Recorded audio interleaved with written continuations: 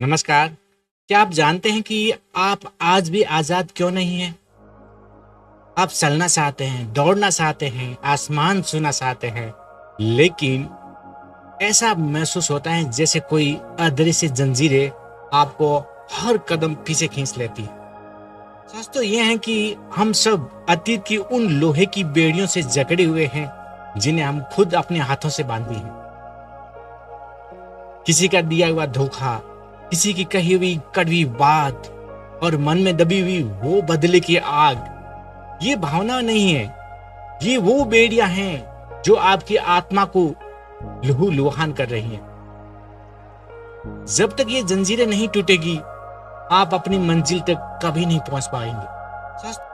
अगर आप अपने इस मन के बोझ को उतारकर आजाद होना चाहते हैं, तो मेरे साथ इस वीडियो के अंत तक बने रहिए, क्योंकि आज आपकी जिंदगी की एक नई और आजाद कहानी शुरू होने वाली है।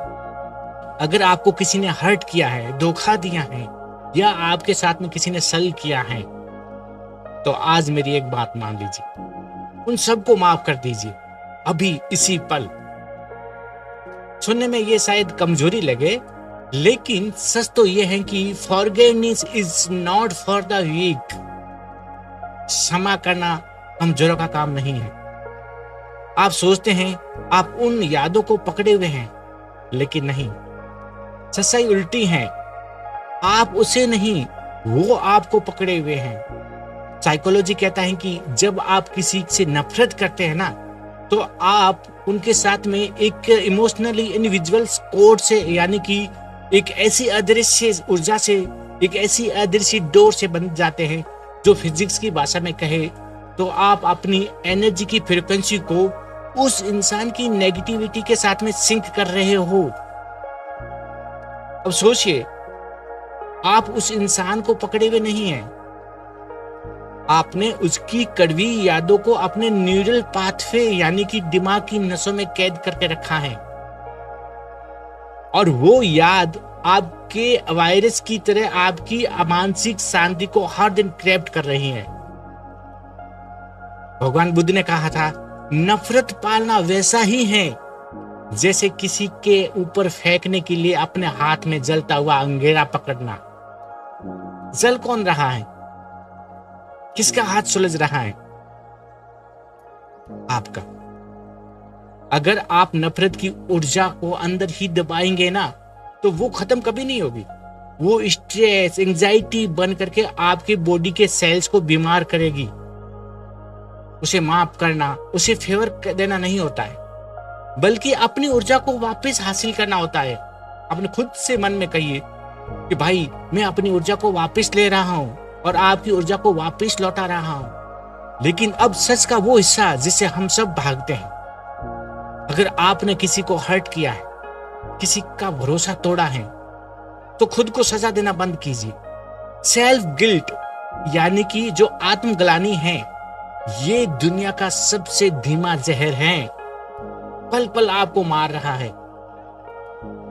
मनोवैज्ञानिक कहता है कि उस वक्त आपने जो किया, वो आपकी उस समय की स्टेट ऑफ माइंड थी, अवेयरनेस का परिणाम था, आपकी समझ उतनी ही थी। आज आप पछता रहे क्योंकि आपकी चेतना बढ़ चुकी है, आपकी समझ बढ़ चुकी है, आप में एक समझ आ गई है। अगर आप खुद को माफ नहीं कर रहे हो ना, तो इसका मतलब ये हुआ है कि आप आज जो समझदार इंसान है, उस समय का जो पुराना नाइंसाफ इंसान को आप उनके साथ में अन्याय कर रहे हैं। ये एक नाइंसाफी है। अपनी आंखें बंद कीजिए और अपने सीने पर हाथ रखिए।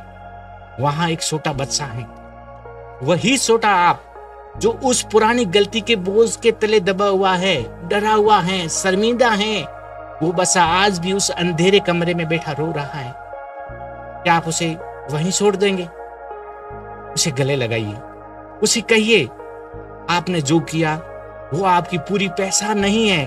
उस वक्त की आपकी वही अवेयरनेस थी, जो आपको ठीक लगा वो किया। आप उसे माफ कर दीजिए। याद रखिए, रिग्रेट यानी कि पछतावा एक ऐसी बेड़ी है जो आपको पास्ट के टाइम के लूप में फंसा देती है, और जब तक आप अतीत में फंसे रहेंगे ना, आप अपना फ्यूचर कभी क्रिएट नहीं कर पाओगे। क्योंकि दोस्तों एनर्जी एक जगह पर ही रहती है, एक टाइम में दो चीजों में नहीं रह सकती हैं। या तो आप रिग्रेट में रहेंगे या आप ग्रोथ करेंगे। आज फैसला कीजिए, क्या आप उन पुरानी कहानी का हिस्सा बन के शिकार बनते रहोगे या फिर अपनी जिंदगी की किताब का एक नया पन्ना लिखोगे। उसे भी आजाद कीजिए और खुद को भी, क्योंकि असली पावर बदला लेने में नहीं है दोस्तों, बदल जाने में है।